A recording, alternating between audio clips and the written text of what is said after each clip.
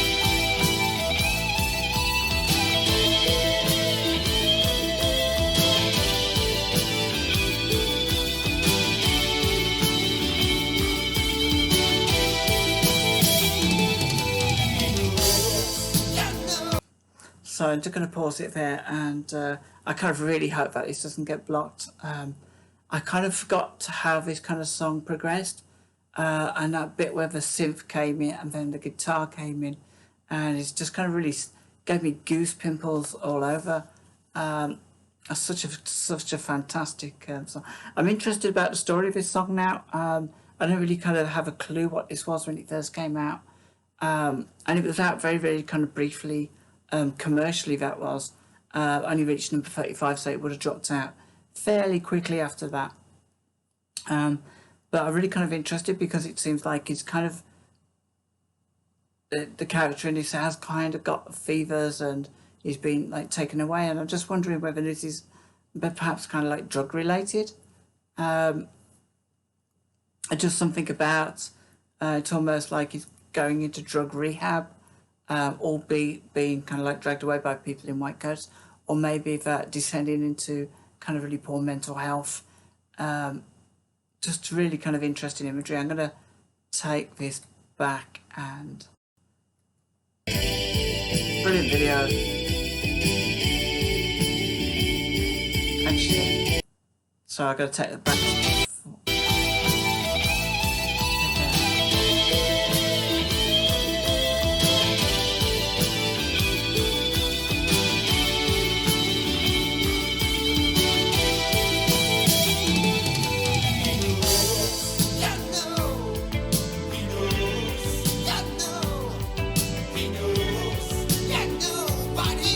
drawer.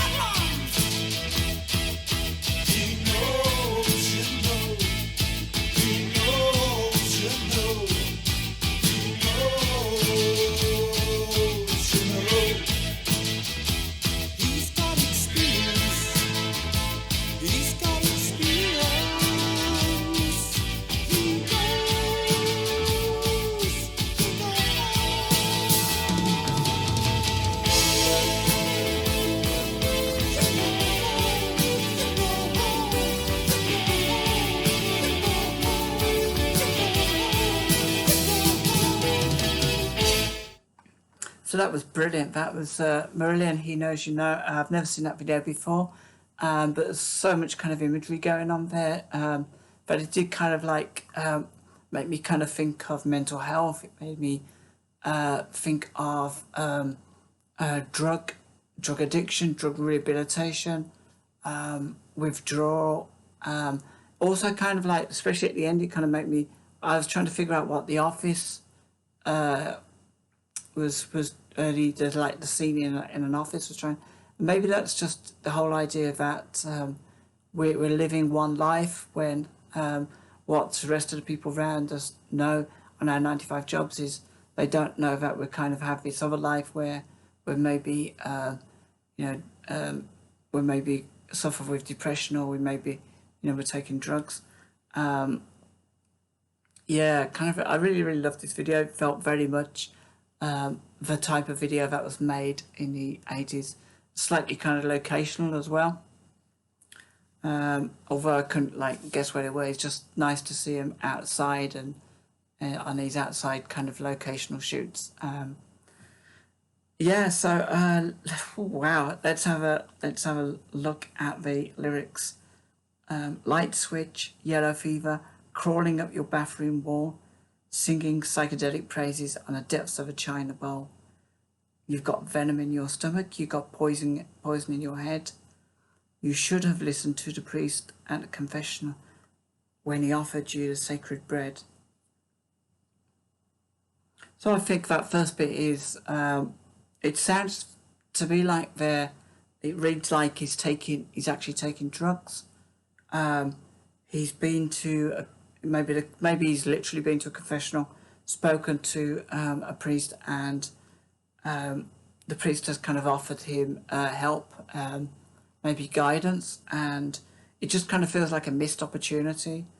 You should have listened to the priest at a confession. But I guess when you've kind of got an addiction, it doesn't matter what the words are people use. You generally, if you're in the midst of an addiction, you can't actually kind of break out of that addiction. Not for any, it has to be you that decides ultimately.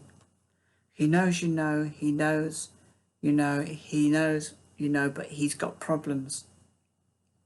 Fast feed, crystal fever, swarming for a fractured mind, chilling needles, a freeze emotion, the blind shall lead the blind. You've got venom in your stomach, you've got poison in your head.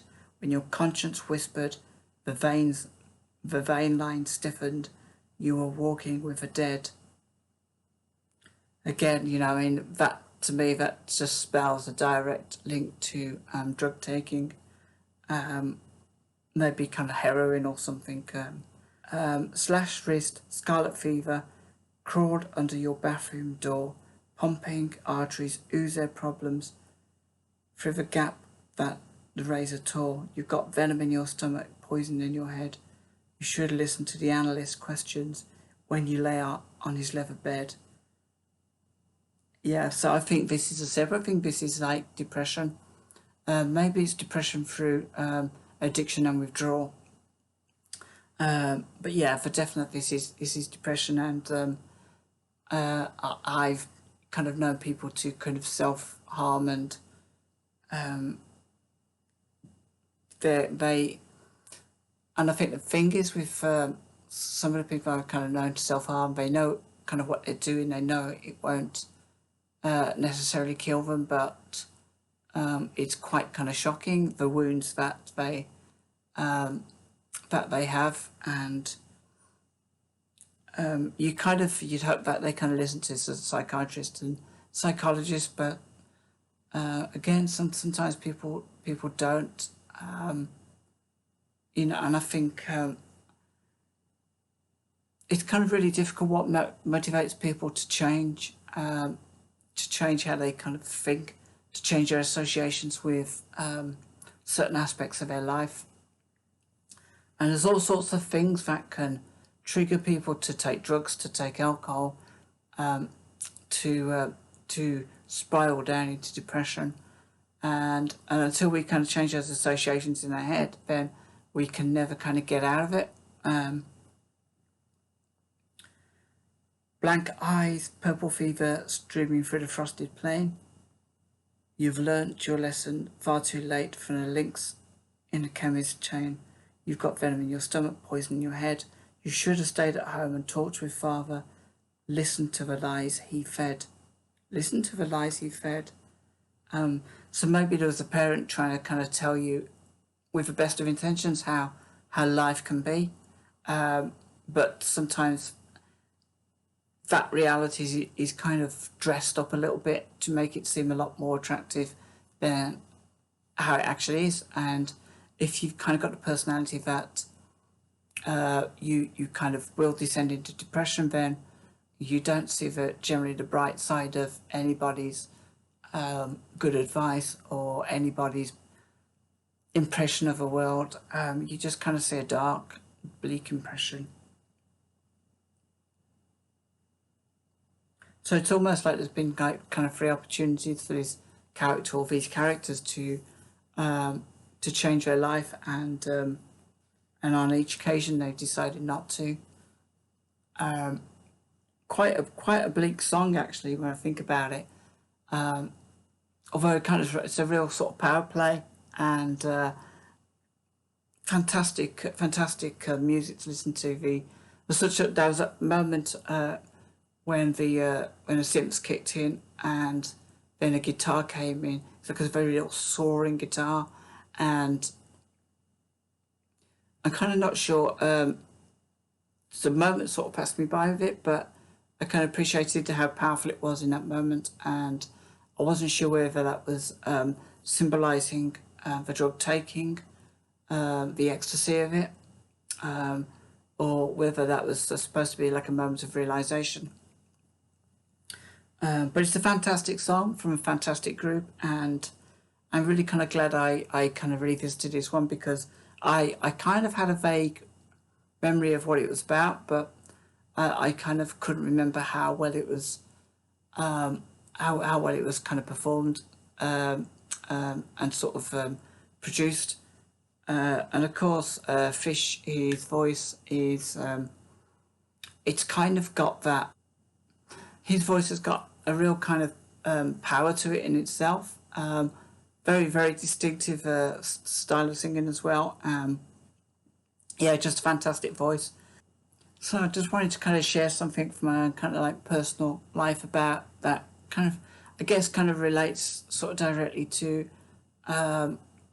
depression and addiction. And, so I kind of feel like this is like maybe a little bit of a confessional for myself as well. I have had an addiction over the last probably about 10 years, and I kind of feel that I'm maybe admitting to the addiction now. I mean, I'm on YouTube admitting, but I've got an addiction, so it doesn't get any bigger than that. And I have spoken to a few people about it. I did have quite a bit of kind of counselling a while back. It wasn't alcohol or drugs, but it was kind of gambling. And I wasn't like an excessive gambler, but I lied a lot, and I never kind of lost any more than I could afford, but that doesn't make it right. But it was kind of a feeling. It was, it felt like, it was like, it was, I would have thought it kind of felt the same as drugs, because you knew essentially it wasn't going to do you any good, but you kind of keep going back to it. Life was, it was really, really hard. And with gambling, you never get the joy you think you're going to get from winning money, but you kind of end up having this kind of weird relationship with losing money. The losing of the money becomes more important than the winning of the money, because the winning of the money just kind of perpetuates you wanting to lose money, and it's kind of really complicated issue gambling is. And do you know what? I think I've probably lied to people about this. I've never I've never stolen, I've never spent money that I didn't have. It just kind of meant that I never had or had much money left. And I kind of paid all my bills and everything like that. But so I think this song kind of really kind of hit home when I was reading through the lyrics, how ultimately you can have advice from a million different people, even people who are really kind of specialised in it. But ultimately, until you kind of make the decision yourself to stop, to get out of that cycle of abuse to yourself, then it doesn't really kind of change. And yeah, I was having this counselling in 2019, and then fortunately with when 2020 came, and in a way it was good. We went into lockdown, and I started this YouTube channel, but the feelings were still kind of really, really, really strong, and it was tempting to kind of like start gambling online, but I've kind of never done that, and I feel now I'm at a point where the draw to gambling is it's not that strong anymore. And I think this is really important. I've kind of like strengthened associations with more positive things. So I'm not really kind of sure with addiction whether it's actually your personality is an addictive personality, or whether it's just something you've kind of slipped into. I think that a lot of people who do have addictions, they kind of maybe go from being addicted to drugs or alcohol, and then they become addicted to kind of getting fit and exercising. So there is an element of that it is a personality thing as well. I'm not sure where I kind of sit with having an addictive personality, or whether it was just something I kind of got into, and I can't even remember how it started, to be honest. But I sure know that I feel a lot better now. I can go to bed with good conscience, really, and I can and then when I wake up the next day, I don't have that kind of pit of a stomach kind of feeling, like, what did I do? And then 2 days later, I'll find myself doing exactly the same thing again. But yeah, so I hope that you guys don't kind of find this too shocking. YouTube, listening to music wasn't supposed to be a confessional, but I guess when I do listen to these tracks, I have to engage with them sometimes on a personal level, and I think I'd be a hypocrite if I spoke about all this stuff and didn't kind of share any of my own life. So guys, I hope you enjoyed this song, and yeah, please join me in the comments below if you have any thoughts or feelings about it. And of course, I will see you again soon, so take care of yourselves, and have the rest of the weekend. Have a fantastic weekend.